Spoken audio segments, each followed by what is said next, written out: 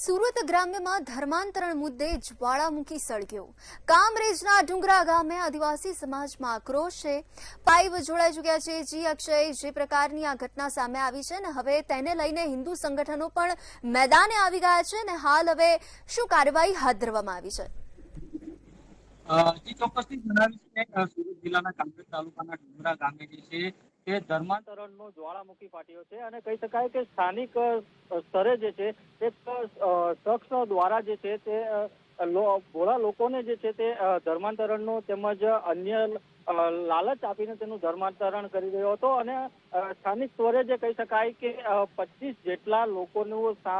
ધર્માંતરણ કરી નાખ્યું હતું। જો આ વાત જે છે તે હિન્દુ સંગઠનને નજરે પડી હતી અને નજરે પડતાની સાથે હિન્દુ સંગઠન જે છે તે સ્થાનિક સ્તરે ગયું હતું અને સમગ્ર મામલો શું છે તે જાણ્યો હતો અને ત્યાંના આદિવાસીઓ સમાજ છે તેઓ સાથે પણ વાતચીત કરતા સમગ્ર ભાંડો ફૂટ્યો હતો। એક શખ્સ દ્વારા જે છે લાલચ આપી તેમજ પ્રબોધન આપીને અને કહી શકાય કે જે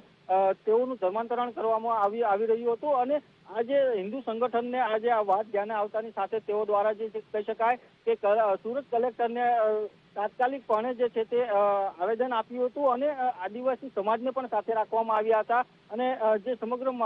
મામલો જે છે તે હાલ અત્યારે સુરત જિલ્લા પોલીસ વડા સુધી પણ પહોંચ્યો હતો અને કહી શકાય કે આજે ફક્ત જે આ મામલો જે છે તે ફક્ત હાલ ધર્માંતરણનો નથી પરંતુ સાથે સાથે કાયદાકીય પગલાં લેવા માટે પણ હિન્દુ સંગઠન દ્વારા જે છે તે આવેદન પત્ર પણ આપવામાં આવ્યું હતું અને કહી શકાય કે આજે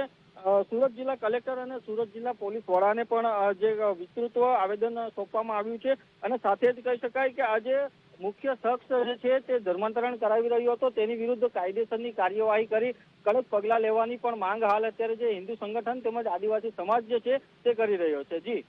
બિલકુલ, સમગ્ર માહિતી બદલ આભાર।